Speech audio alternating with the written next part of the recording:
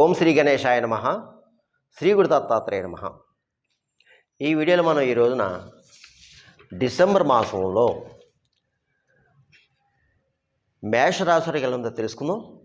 మేషరాశి అశ్విని 2, 3, 4 పాదాలు, భరణి 1, 2, 3, 4 పాదాలు, కృత్తిక 1 పాదం మేషరాశిలోకి వస్తాయమ్మా.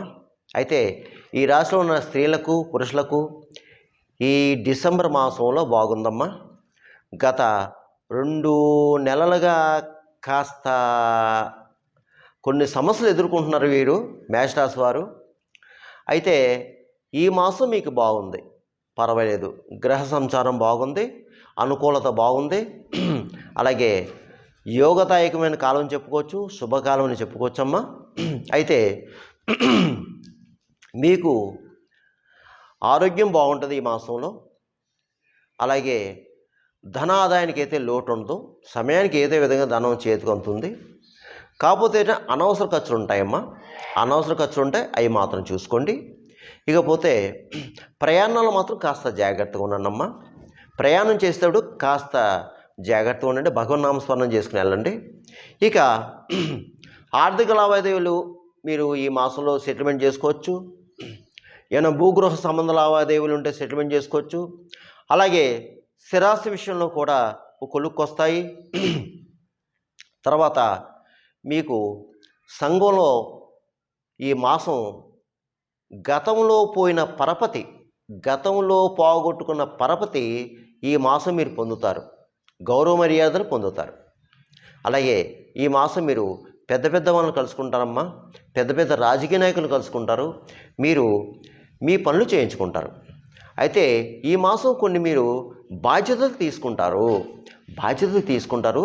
ఆ బాధ్యతలు మాత్రం సక్రమంగా మాత్రం నిర్వర్తించండి. ఇకపోతే ప్రభుత్వ సంబంధించిన వ్యవహారాలు కూడా సక్సెస్ అవుతాయి. ప్రభుత్వ సంబంధించిన కార్యాలు కూడా మీకు నెరవేరుతాయి.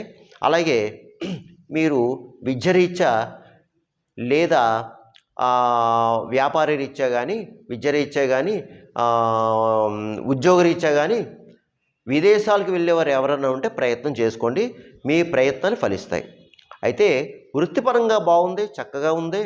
ఎవరు ఏ వృత్తిలో ఉన్నా చక్కగా అందరికీ ఆ వృత్తిలో రాణింపు ఉంటుంది, బాగుంటుంది. మీ స్కిల్ని బయటపడుతుంది, మిమ్మల్ని గుర్తిస్తారు, ఇంకా మీరు పై స్థాయికి వెళ్ళడానికి అవకాశం కూడా కనిపిస్తుంది. అయితే మీ మనోబలం మిమ్మల్ని ముందుకు నడిపిస్తుంది. ఈ మాసం మీకు శత్రు జయం, కార్యజయం, సంకల్ప సిద్ధి. మీరు ఏదైతే అనుకుంటారో అది మీకు నెరవేరుతుంది. కాలం కలిసి వచ్చింది. సరే, గతంలో ఎన్నో బాధలు పడ్డారు, ఎన్నో ప్రయత్నం చేసాం గురువుగారు, ఏది అవ్వట్లేదంటే డీలా పడిపోవద్దు. దయచేసి డీలా పడిపోకండి, ప్రయత్నం చెయ్యండి. మానవ ప్రయత్నం చెయ్యాలి. మన టైం బాగుంటే అన్నీ బాగుంటాయి, టైం బాగోకపోతే అన్నీ ఒకేసారి దంచి కొట్టేస్తుంది. అందువలన ఏంటంటే కంగారు పడాల్సిన పని అయితే లేదు. మీ ప్రయత్నం మీరు చేసుకోండి. దయచేసి ఏ విధమైన టెన్షన్స్ పెట్టుకోకండి. ఇక దీంట్లో రియల్ ఎస్టేట్ రంగం వరకు బాగుందమ్మా. స్పెక్యులేషన్ లాభిస్తుంది. మోటార్ ఫీల్డ్ వరకు బాగుంది. అలాగే ప్రైవేట్ కాంట్రాక్ట్స్ ఎవరైతే ఉన్నారో వారికి బాగుంది. షేర్ మార్కెట్ బాగుంది. కళారంగం వారు అంటే సినిమా, టీవీ రంగంలో ఉన్నవారు ఎవరైతే ఉన్నారో అన్ని రకాల డిపార్ట్మెంట్స్కి కూడా బాగుందమ్మా. మంచి సువర్ణ అవకాశాలు వస్తాయి.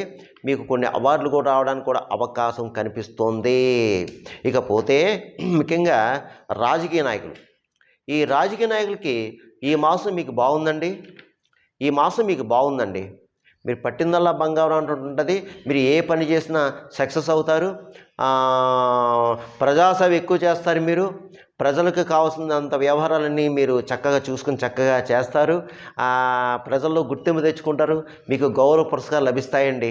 కాకపోతే కొంచెం ధనం మంచినీళ్ళ ఖర్చు అవుతుంది. కొంచెం శత్రువులు ఉంటారు, తస్మాత్ జాగ్రత్త. మిగతా విషయాలన్నీ బాగున్నాయండి మీకు. ఇక అన్ని రకాల వ్యాపారస్తులకు బాగుంది. కొత్తగా వ్యాపారం పెట్టుకోవచ్చు. జాయింట్ వ్యాపారస్తులకు బాగుందండి, మంచి లాభాలు వస్తాయి. ఇక ప్రభుత్వ పరంగా, ప్రైవేట్ పరంగా ఉన్న ఉద్యోగస్తులు కూడా బాగుందండి. అలాగే కొత్తగా కూడా ఉద్యోగ ప్రయత్నం కూడా చేసుకోండి. ఈ మేషరాశి వారు ఉద్యోగ ప్రయత్నం చేసుకోండి. ఇకపోతే చదువుకునే విద్యార్థులు ఎవరైతే ఉన్నారో మీకు కూడా బాగుందమ్మా. చక్కగా చదువుతారు, చదవాలి కూడా. ఇతర వ్యాపకాలు ఏం పెట్టుకోవద్దు. ఈ మాసంలో మీరు చదువుకునే విద్యార్థులు ఇతర వ్యాపకాలు ఏం పెట్టుకోవద్దు. ఇకపోతే వివాహం అయ్యేవారు కూడా ప్రయత్నం చేయండి. ఇది ఈ రాశి ఫలాలు గోచార ఫలితాలు కేవలం మీకు మహా అయితే 40% మాత్రమే వర్తిస్తుంది. మిగతా 60% మీ జన్మ జాతకాన్ని బట్టి ఉంటుందమ్మా. మీ జన్మజాతకం, మీ జన్మలగ్నం, లగ్నాతో ఉన్న యొక్క గ్రహాల యొక్క పరిస్థితి దాని మీద ఆధారపడుతుంది. ఎందుకంటే కొంతమందికి జరగచ్చు, కొంతమంది జరగకపోవచ్చు. అది మాత్రం దృష్టిలో పెట్టుకోండి. మీకు ఏమైనా సలహాలు సంప్రదింపులు కావాలంటే కింద నెంబర్ ఉంది, మా ఆఫీస్ వాళ్ళకి ఫోన్ చేయండి, అపాయింట్మెంట్ తీసుకోండి. మీకు తగిన సలహా సూచనలు ఇవ్వడం జరుగుతుంది.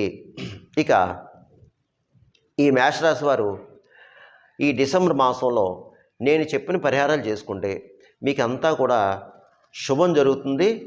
బాగున్న వాళ్ళు బాగోలేని వారు కూడా చేసుకోండమ్మా. అది ఏమిటి అంటే ముఖ్యంగా ఈ రాశివారు మంగళవారం నియమాలు పాటించాలి. ప్రతి మంగళవారం కూడా ఆంజనేయ స్వామి వారికి ఆకుపూజ చేయించుకోండి. కనీసం ఒక్క మంగళవారమే చేయించుకోండి.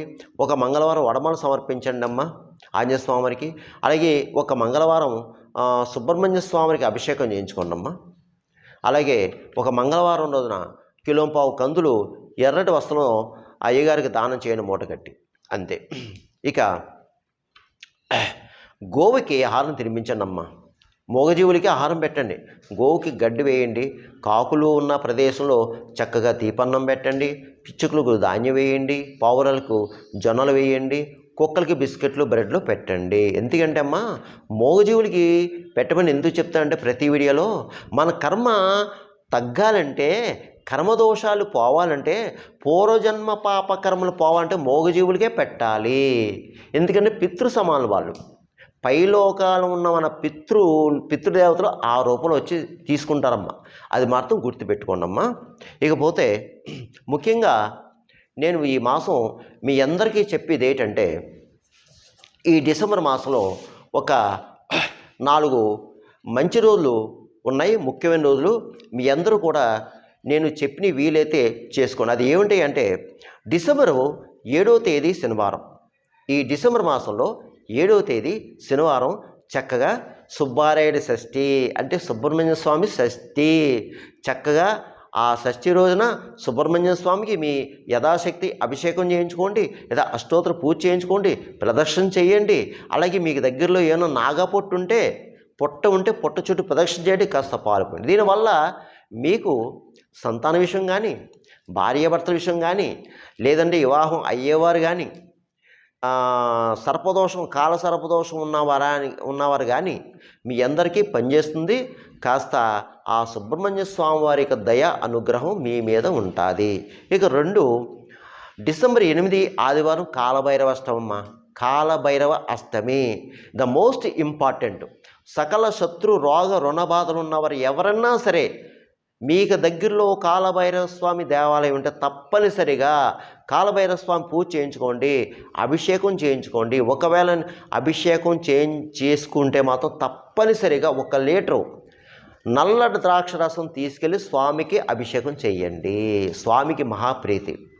ఒకవేళ అయ్యా మా ఊళ్ళో కాలభైరవ స్వామి దేవాలయం లేదండి అంటే శివాలయం వెళ్ళండి అమ్మా, ఆయనే కదా, శివాలయం వెళ్ళి చేయించుకోండి.